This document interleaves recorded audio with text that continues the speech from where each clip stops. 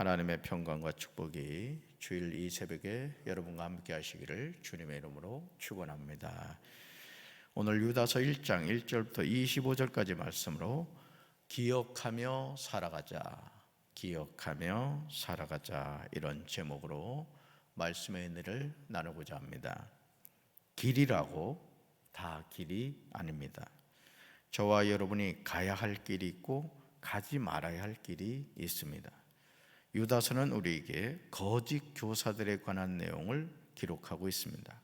거짓 교사들은 뱀과 같습니다. 뱀은 은밀하게 먹잇감에 접근하여 공격하는 것을 보게 되죠. 마찬가지로 거짓 교사들도 가만히 성도들에게 들어와서 하나님의 은혜를 방탕한 것으로 바꿉니다.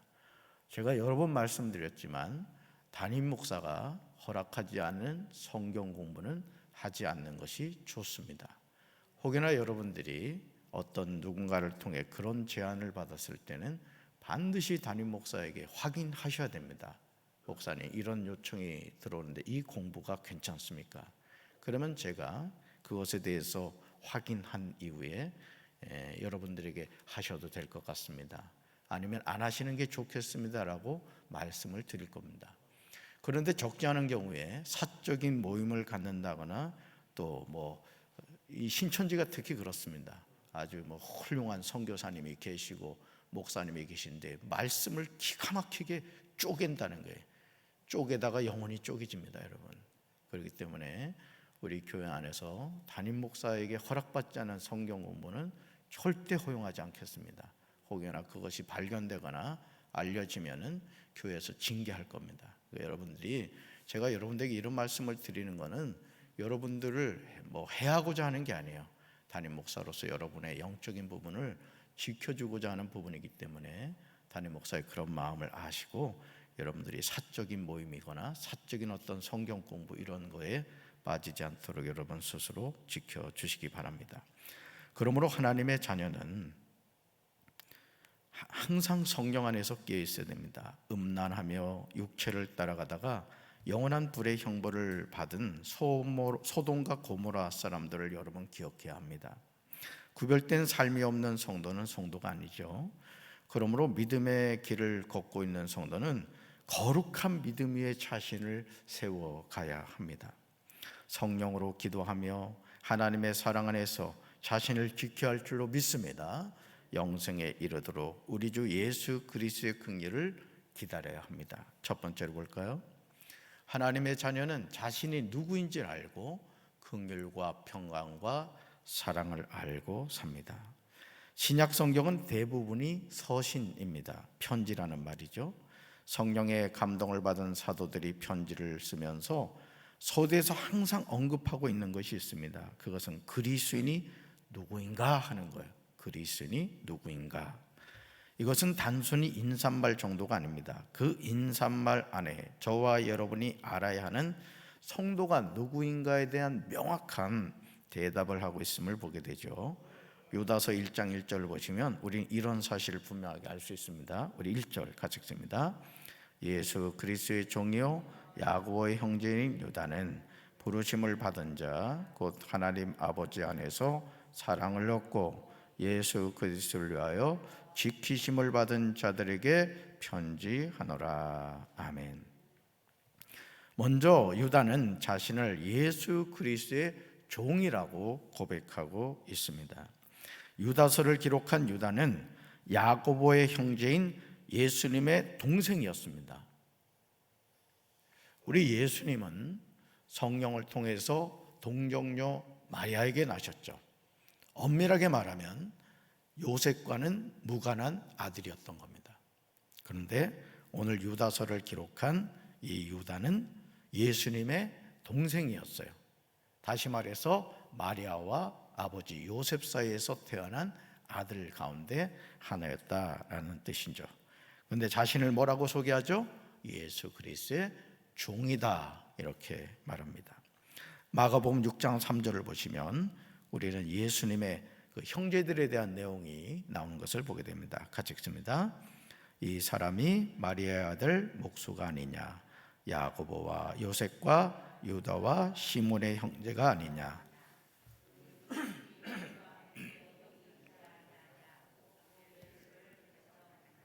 아멘. 예수님의 동생 유다는 요셉과 마리아 사이에서 태어난 아들 가운데 한 사람이었던 거죠.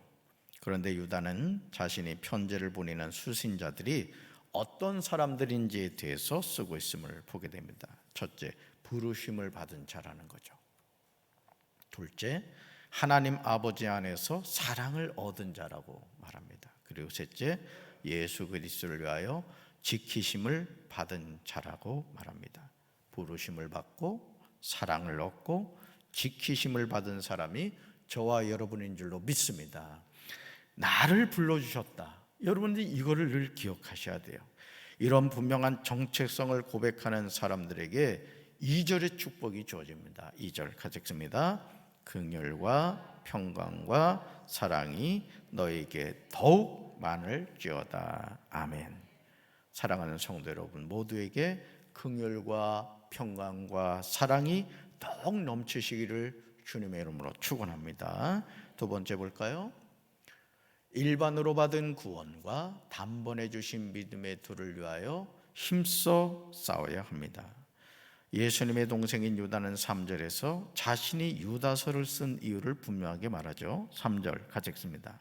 사랑하는 자들아, 우리가 일반으로 받은 구원에 관하여 내가 너에게 편지하려는 생각이 간절하던 차에 성도에게 단번에 주신 믿음의 도를 위하여 힘써 싸우라는 편지로 너희를 권하여야 할 필요를 느꼈노니. 아멘. 같은 구절을 세 번역으로 한번 보겠습니다. 같이 읽습니다. 사랑하는 여러분, 나는 여러분에게 우리가 함께 가진 구원에 관해서 편지를 써 보내려고 여러 가지로 애쓰고 있었습니다. 그러던 참에 나는 이제 여러분에게 성도들이 단번에 받은 그 믿음을 지키기 위하여 싸우라고 권하는 편지를 당장 써야 할 필요가 생겼습니다. 아멘. 유다는 지금 우리가 함께 가진 구원에 관해서 쓰고 있습니다. 유다가 편지를 쓰는 목적은 한 가지입니다. 성도들이 단번에 받은 그 믿음을 지키기 위하여 싸우라고 권하고 있습니다. 여러분, 초대교회 당시에 이미 거짓 교사들이 하나님의 양무리들을 도적질하는 일들이 많이 있었던 거예요. 그러니까 오늘 이 이단이라는 문제는 오늘날의 문제가 아니었던 겁니다. 이미 초대교회 당시에부터 거짓 교사들이 나타나서 자신이 메시아라는 말부터 해가지고 하나님의 말씀을 잘못 풀어서 설명하고 이런 경우가 많이 있었다는 거죠. 여러분, 왜 우리가 이 편지를 씁니까? 유다가 편지를 쓴 목적은 성도들이 단번에 받은 그 믿음을 지키게 싸우라는 거예요. 왜냐하면 이어지는 4절에 그 이유가 나옵니다. 4절 같이 읽습니다. 이는 가만히 들어온 사람 몇이 있음이라. 그들은 옛적부터 이 판결을 받기로 미리 기록된 자니 경건하지 아니하여 우리 하나님의 은혜를 도리어 방탕한 것으로 바꾸고 홀로 하나이신 주제 곧 우리 주 예수 그리스도를 부인하는 자니라. 아멘. 여러분 4절 끝을 보세요. 볼펜으로 밑줄 그어놓으세요. 우리 주 예수 그리스도를 부인하는 자니라. 이게 거짓 교사들의 목적입니다. 그러니까 여러분, 우리가 신앙생활하면서 예수님을 놓쳐버리면 우리 신앙은 다 끝나는 거예요. 결국 거짓 교사들이 말하고자 하는 핵심이 뭐죠? 신천지 이만희도 결국은 자신이 하나님이란 얘기고, 하나님에게 안상홍, 장길자, 자기가 아버지 하나님이고 어머니 하나님이라는 거예요. JMS, 정명석, 지저스 모닝스타, 자신이 구원자라는 얘기예요. 모든 이단들의 공통점이 뭐냐? 내가 하나님이다, 그러니까 나를 섬겨라. 그게 본론입니다. 근데 적지 않은 많은 사람들, 교회 열심히 다닌다고 하는 사람들이 신천지 하나님에게 이단에 얼마나 많이 빠진지 몰라요. 나는 예외이다? 그렇지 않습니다. 정신을 바짝 차리고 정말 교회 중심적인 신앙생활하지 않고 여기 기웃 저기 기웃하다 보면요, 영적인 간음을 하게 되는 거예요. 여러분, 남편이 한 아내를 사랑해야 되지, 내 주변에 있는 모든 여인은 내가 사랑해야 될 대상이다, 그러면 되겠습니까? 우리 신앙생활도 그래요. 신앙생활도 내가 섬기는 교회에서 담임 목사가 전하는 말씀을 잘 듣고 그 말씀을 통해서 오늘 하나님이 나에게 주시는 그 핵심 메시지가 뭔가, 이걸 늘 기억하셔야 돼요. 할렐루야. 저도 유튜브를 통해서 다양한 목사님들의 말씀을 들어요. 그렇죠? 여러분도 그러실 수 있어요. 그렇지만 내가 섬기는 교회 목사님 말씀을 여러분이 잘 청종하셔야 돼요. 할렐루야. 어머니가 해주는 밥을 잘 먹어야 자녀가 건강한 거나 마찬가지죠. 유다는 가만히 들어온 사람 몇이 있다고 말합니다. 즉 이들은 거짓 교사들이라는 거죠. 그런데 성경에는 그들이 받을 심판을 옛날에 미리 적어 놓았다고 유다는 경고합니다. 첫째, 그들은 경건하지 못해요. 그죠? 4절 말씀 잘 보세요. 그들은 경건하지 못해요. 둘째, 우리 하나님의 은혜를 방종거리로 만드는 자들입니다. 셋째, 오직 한 분이신 지배자요 우리의 주님이신 예수 그리스도를 부인하는 자들입니다. 오늘도 이런 거짓 교사들, 이단들이 있음을 경계해야 될 줄로 믿습니다. 항상 경계해야 돼요. 그래서 우리가 새가족이 교회에 등록한 것도 감사하지만은 그분의 신앙의 족보를 봐야 돼요. 그러니까 여러분들이 항상 뭐 주변에 있는 사람을 의심하라는 얘기는 아니에요. 그렇지만 서로 봐줘야 됩니다. 서로 혹이나 잘못길로 빠지고 있지는 않은가. 우리 교회 학교 좋은 사람들 지금 계신가 모르겠는데 좋은 사람들도 잘 들어야 됩니다. 그래서 우리 교회가 항상 건강한 믿음의 공동체가 되는 일에 여러분 서로가 자신을 지킬 뿐만 아니라 속회 안에서 선교 안에서 서로를 지켜줘야 돼요. 할렐루야. 세 번째 볼까요? 주님이 수만의 거룩한 자와 함께 임하심을 기억하고 경건하게 살아야 합니다. 유다는 5절에서 자신이 유다서에서 말하고자 하는 핵심을 언급해요. 핵심 5절 같이 읽습니다. 너희가 본래 모든 사실을 알고 있으나 내가 너희로 다시 생각나게 하고자 하노라. 주께서 백성을 애굽에서 구원하여 내시고 후에 믿지 아니하는 자들을 멸하셨으며. 아멘. 유다는 수신자들이 이미 다 알고 있는 내용에 대해서 자신이 다시 생각나게 한다고 이야기합니다. 바로 그 내용이 5절 하반절부터 16절까지 나오는 내용입니다. 5절 하반절에서 하나님이 이스라엘 백성을 애굽에서 한 번 구원해 내시고서 그 다음에는 믿지 않는 자들을 멸하셨다는 거예요. 여러분, 애굽에서 하나님의 은혜로 출애굽을 했어요. 여러분, 그 홍해가 갈라진 장면이 기억나십니까? 앞에는 홍해고 뒤에는 애국 군대가 철병거를 타고 죽이겠다고 쫓아와요. 자, 완전히 도간에 든 쥐가 됐습니다. 자, 그런 상황에서 하나님이 뭐라고 말씀하시죠? 모세를 향해서 홍해를 향해 지팡이를 내밀라 합니다. 자, 모세가 그 말씀에 순종하여 그 홍해를 향해 지팡이를 내밀었을 때 어떻게 됐죠? 하나님이 밤새도록 동풍을 불게 하셔서 홍해를 가르시고 마른 땅을 밟고 건너게 하셨습니다. 바울은 이것을 그들이 세례를 받았다 이렇게 영적인 해석을 합니다. 그런데 여러분 아십니까? 그런 기적을 체험했던 그 많은 사람들 가운데 20세 이하로 광야에서 다 죽었습니다. 오늘 우리가 하나님의 구원을 받은 자로서 하나님의 은혜를 체험하고 우리가 이 신앙의 여정을 살아갑니다. 그런데 어느 순간 교만에 빠져서 하나님의 구원의 길에서 낙오되는 사람이 얼마나 많이 있습니까? 여러분 6절에 보시면 자기의 처음 지위를 지키지 않고 처소를 떠난 천사들을 큰 날의 심판 때까지 영원한 사슬에 묶여 어둠 속에 가두셨다고 말하죠. 7절 보실까요? 소돔과 고모라와 그 이웃 도시들에 관한 내용이 나오는데 그들이 음란함에 빠져서 딴 육체를 쫓았기 때문에 영원한 불의 형벌을 받아 사람들에게 본보기가 되었다는 거죠. 그러므로 우리는 이런 말씀을 대할 때마다 유다가 5절에서 말하고 있듯이 생각해야 됩니다. 여러분, 우리가 하나님의 말씀을 읽고 묵상하고 생각해야 돼요. 창세기 1장 1절부터 여러분 요한계시록 이르기까지 수많은 사람이 믿음의 여정에 들어섰습니다. 그런데 완주한 사람이 많지 않다는 거예요. 핵심은 이것입니다. 누구나 다 믿음의 여정에 들어섰지만 어느 순간부터 다 떠나더라는 거예요. 그게 바로 저 자신일 수 있고 여러분일 수 있다는 거죠. 그렇기 때문에 우리는 항상 영적으로 깨어 있어야 될 줄로 믿습니다.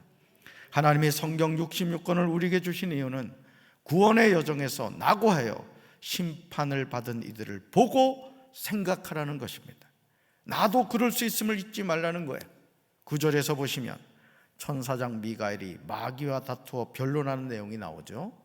그러면서 10절, 11절, 12절, 13절, 16절에서 이 사람들은으로 시작하면서 그들은 이 사람들이여 그들은 이 사람들은이라고 언급하면서 이들이 누구인지 설명하고 있습니다.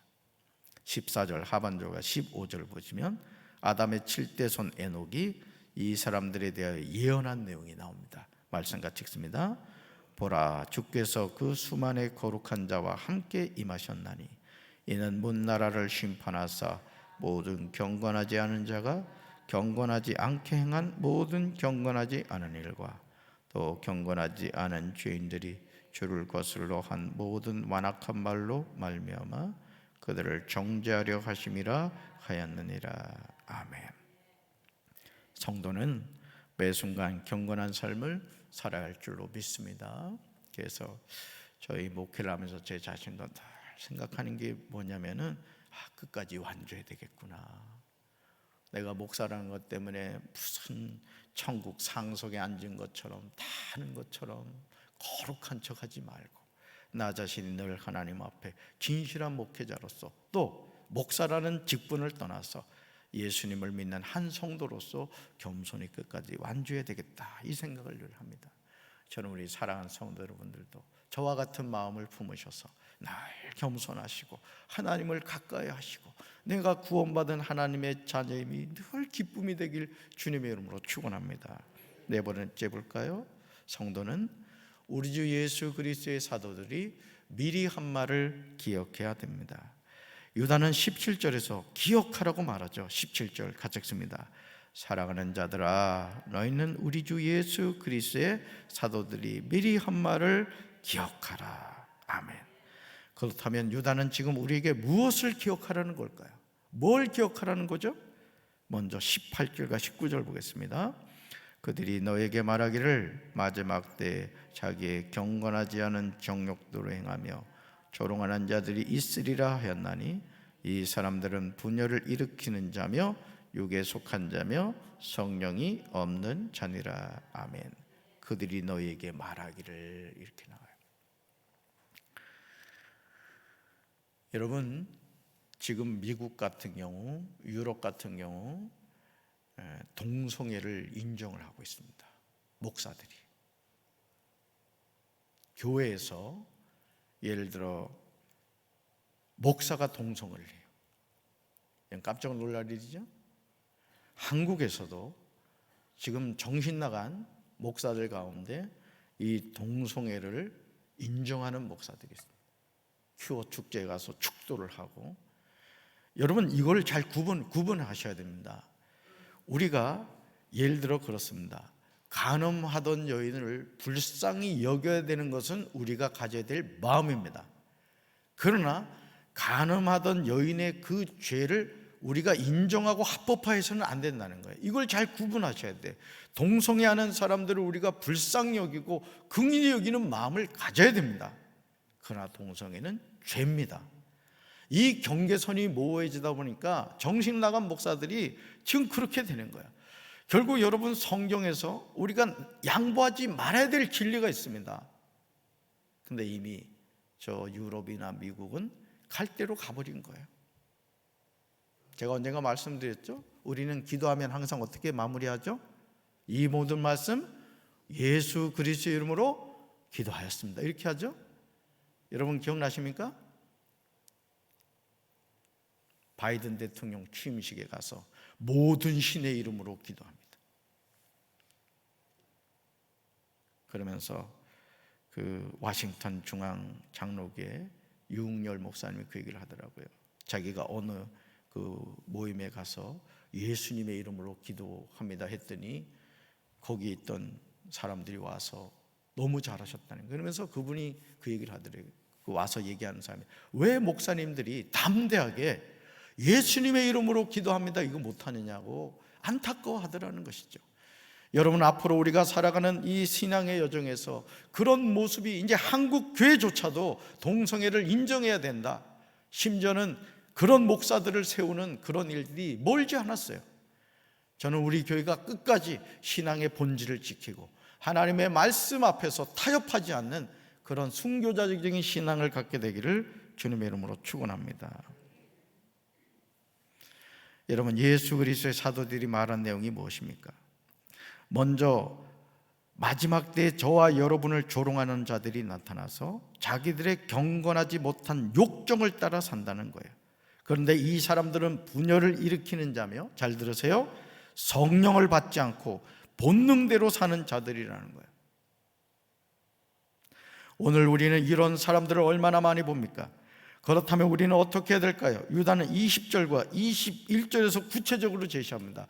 암송하셔야 될 말씀이에요. 20절과 21절 말씀 같이 읽습니다. 사랑하는 자들아, 너희는 너희의 지극히 거룩한 믿음 위에 자신을 세우며 성령으로 기도하며 하나님의 사랑 안에서 자신을 지키며 영생에 이르도록 우리 주 예수 그리스도의 긍휼을 기다리라. 아멘. 우리 주 예수 그리스도의 사도들이 한 말은 이것입니다. 첫째, 가장 거룩한 믿음을 토로 삼아 자기를 건축하라는 거예요. 둘째, 성령으로 기도하라고 합니다. 셋째, 하나님의 사랑 안에 머무르면서 자신을 지키라는 거예요. 넷째, 영생으로 인도하는 우리 주 예수 그리스도의 자비를 기다려야 한다는 것입니다. 이런 자세를 가지고 우리는 22절과 23절의 행동을 해야 돼요. 같이 읽습니다. 어떤 의심하는 자들을 긍휼히 여기라. 또 어떤 자를 불에서 끌어내어 구원하라. 또 어떤 자를 그 육체로 더럽힌 옷까지도 미워하되 두려움으로 긍휼히 여기라. 아멘. 유다는 우리에게 어떤 의심하는 자들에 대해서, 어떤 자에 대해서, 또 어떤 자에 대해서 어떻게 행동해야 하는가에 대해서 제시하고 있습니다. 그렇습니다. 이것이 우리가 행동해야 할 모습입니다. 유다는 자신의 편지를 받는 수신자들에게 축복하고 있습니다. 저는 저와 여러분에게 이런 축복이 있게 되시길 주님의 이름으로 축원합니다. 우리 세 번역으로 같이 읽겠습니다. 여러분을 넘어지지 않게 지켜주시고 여러분을 흠이 없는 사람으로 자기의 영광 앞에 기쁘게 나서게 하실 능력을 가지신 분, 곧 우리의 구주이시며 오직 한 분이신 하나님께 영광과 위엄과 주권과 권세가 우리 주 예수 그리스도로 말미암아 영원 전에와 이제와 영원까지 있기를 빕니다. 끝까지 거룩한 믿음이 자신을 지키고 성령으로 기도하며 우리 주 예수 그리스도의 긍휼을 기다림으로 믿음의 선한 싸움 끝까지 승리하는 우리 사랑하는 성도들 되기를 주님의 이름으로 축원합니다. 가슴에 손을 얹겠습니다. 하나님 아버지, 이 세상이 미쳐서 돌아가고 있습니다. 코로나19보다 더 두려운 것은 우리가 하나님을 떠나는 것입니다. 하나님을 향한 믿음이 전염병 앞에서 여지없이 무너지는 모습을 우리가 얼마나 많이 보고 있습니까? 오늘 이런 상황에서 과연 우리가 믿음을 지켜간다는 것이 얼마나 힘들고 어려운 것인지 우리 주님은 아실 줄로 믿습니다. 그러나 예수님은 끝까지 십자가의 길, 비아 돌로로사 고난의 길을 거부하지 않으셨습니다. 십자가에 못 박혀 죽으셨습니다. 그러나 하나님은 사흘 만에 그 아들을 살리셨고 잠자는 자들의 첫 열매가 되게 하여 주셨습니다. 우리가 살기 위해서 죽어야 된다는 사실을 기억하며 십자가의 신앙과 부활의 신앙으로 무장하여 하나님을 떠나고 배교하는 이 시대에 끝까지 믿음의 선한 싸움 승리하는 우리 사랑하는 성도들 되게 도와 주옵소서. 성령 안에서 깨어 기도하게 하옵소서. 세상의 길을 가지 않게 하시고 하늘의 길을 걸어가게 하여 주시옵소서. 예수님의 이름으로 간절히 축복하며 기도합니다. 아멘.